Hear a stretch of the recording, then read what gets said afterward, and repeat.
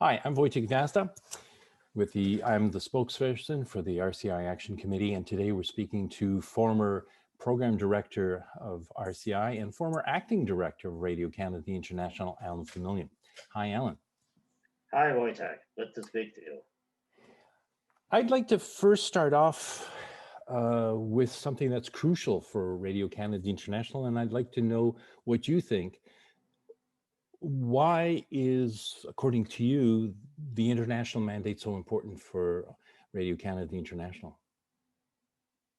Well, the international mandate is our mandate. We have no other mandate. Our mandate, as established by the government, was to reach an international audience. I haven't got the exact wording, but our audience is an international audience.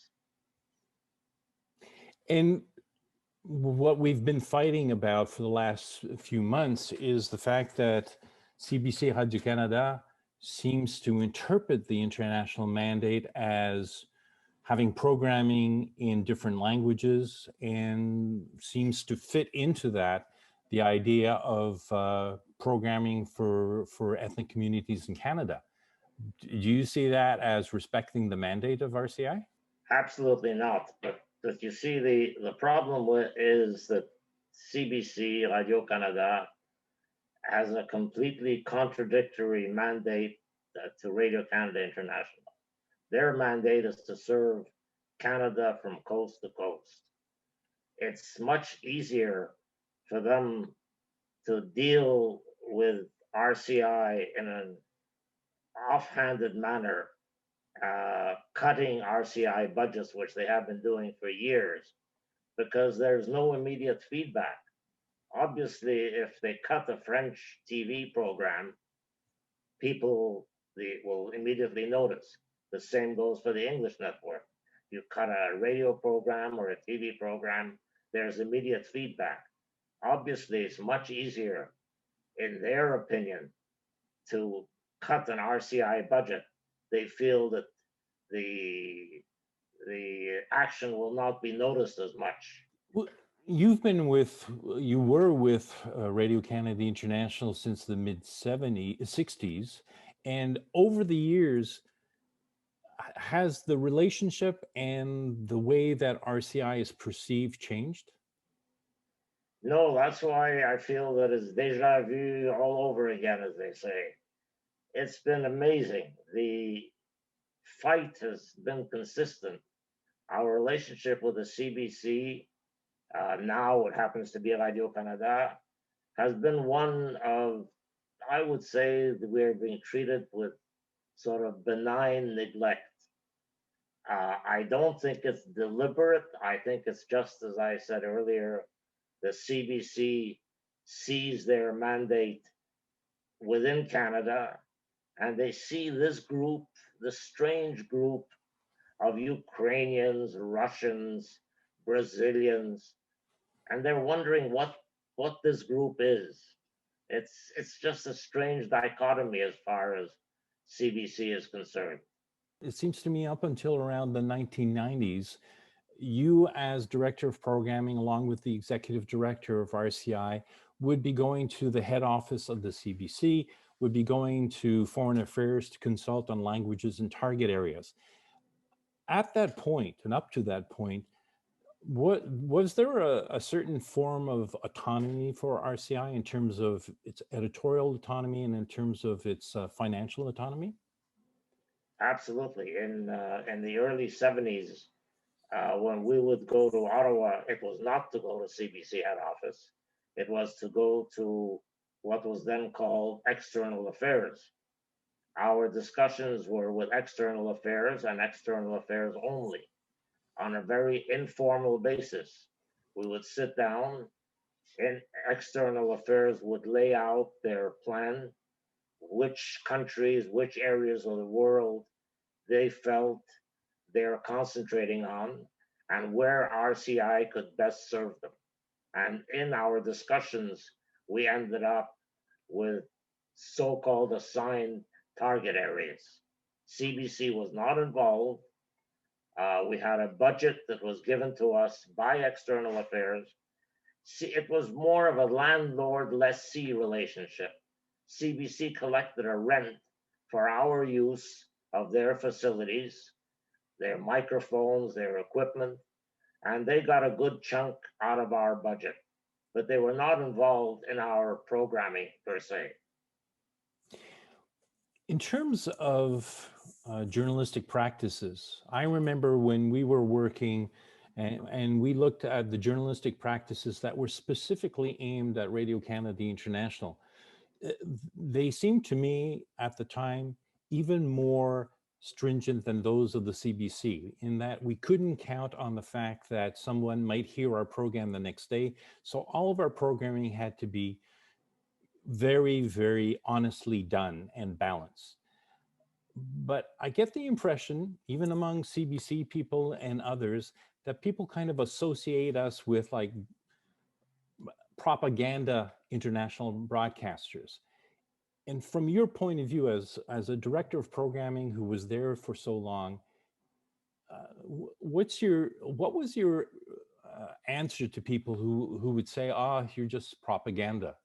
Well, first of all, I don't remember hearing it that much outside of Canada. We were considered one of the top, even because of our small size, a disproportionate favorite around the world. And I say around the world, I mean that because I traveled to most of the target areas. We were always considered fair. We reported the negative. We reported what was going on in Canada. So our reputation was well in hand around the world. So it must be kind of hard when we think back at the way that we've been treated by the CBC.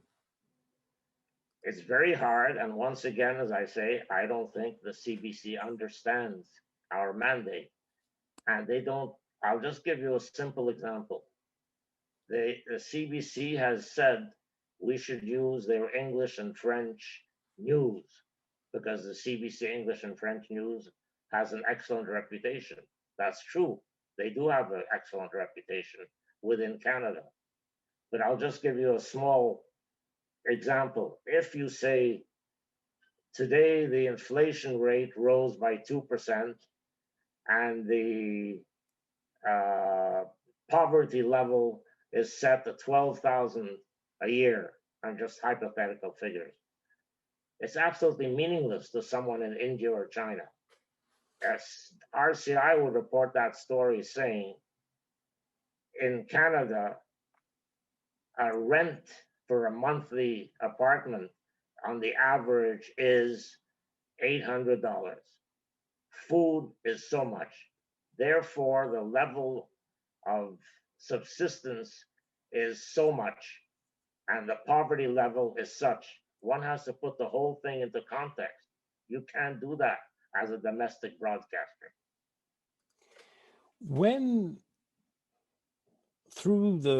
If we look at the last 30 years, it's cut after cut after cut. In 2012, when the government at the time asked CBC to cut their budget by 10%, CBC decided to not cut 10% across the board, but they cut by priorities. And in terms of RCI, they cut it by 80%. Over all these cuts, we've lost a lot of our capacity to do what we were capable of doing in the 90s, up until the 90s.